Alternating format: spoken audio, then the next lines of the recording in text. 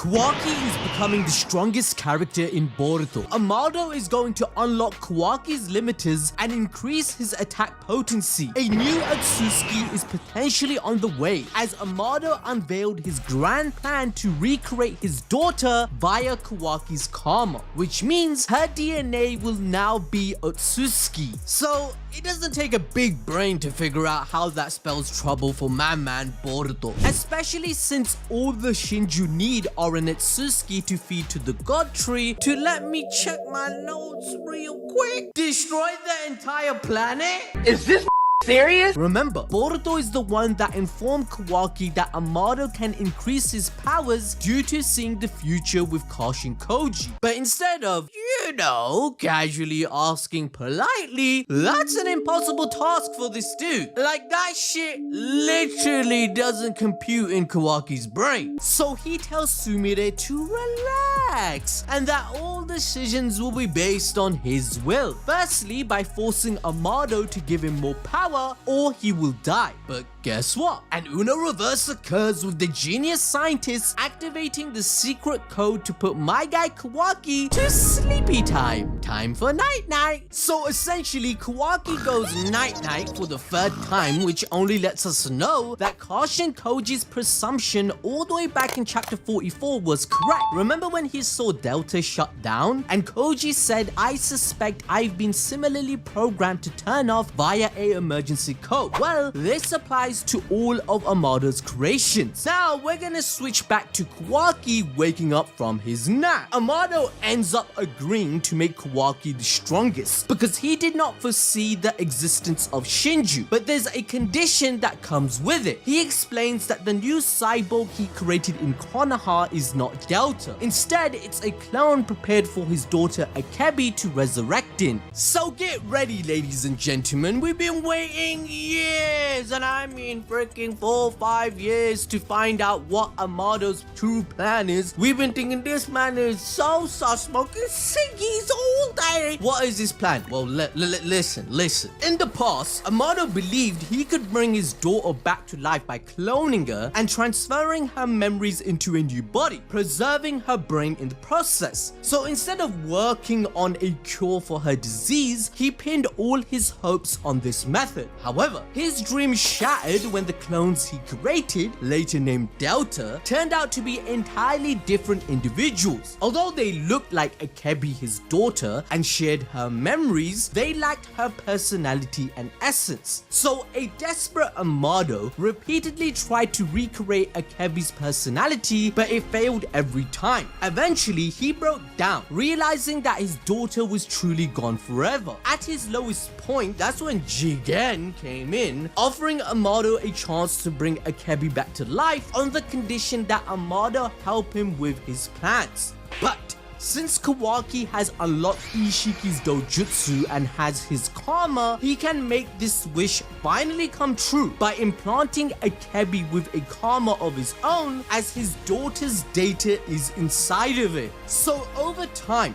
the karma will gradually overwrite the vessels until they transform into a perfect Otsutsuki. The soul will migrate and become anchored to the world of the living, and when the karma completes, it will reincarnate through the body Amado created for Akebi. If you guys remember in the original Boruto manga, Kawaki hypothesized that he and Boruto can produce karma of their own, as they have each already had in excess of 80% of their body overwritten by Otsutsuki genetic data, right? So this means Boruto can survive Momoshiki taking his body by reincarnating through a vessel of his own. Kawaki believed, like the clown named Code, that loser that we all seem to hate, that he would be an ideal candidate for Boruto to use as a vessel if he wanted to survive, since even Amado, of all people, even Orochimaru, has not figured out how to get rid of a karma even in the time skip.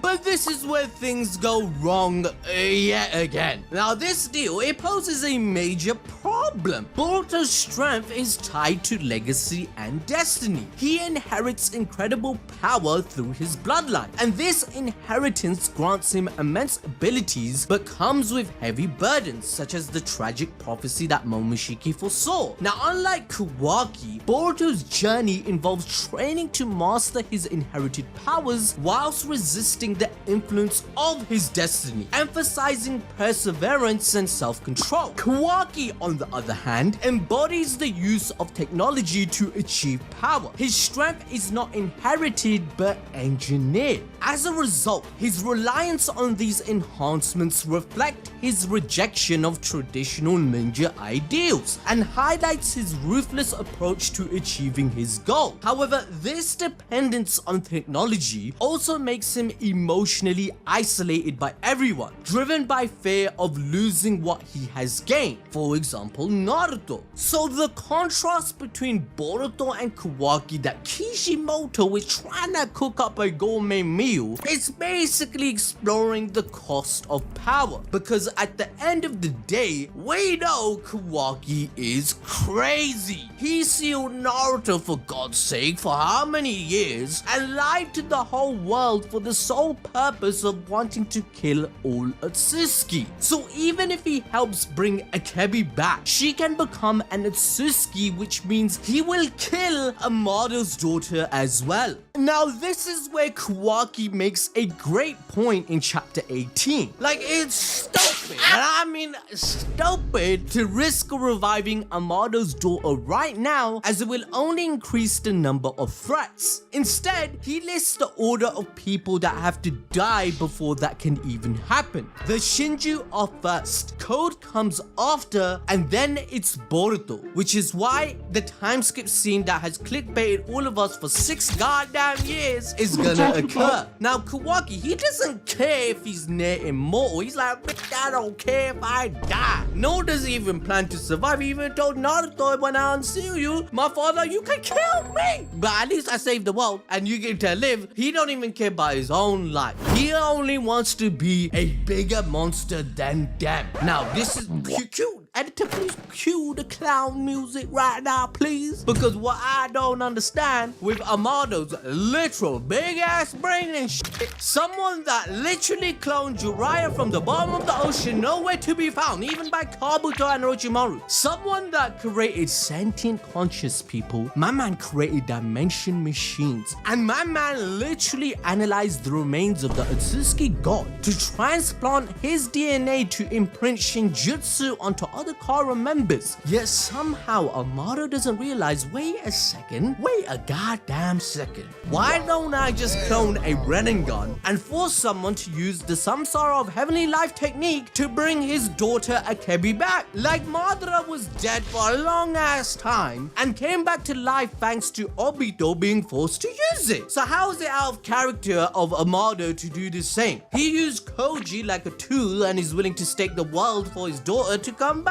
So why doesn't he just do that? He literally has to take it off. He's out of line, but he's right.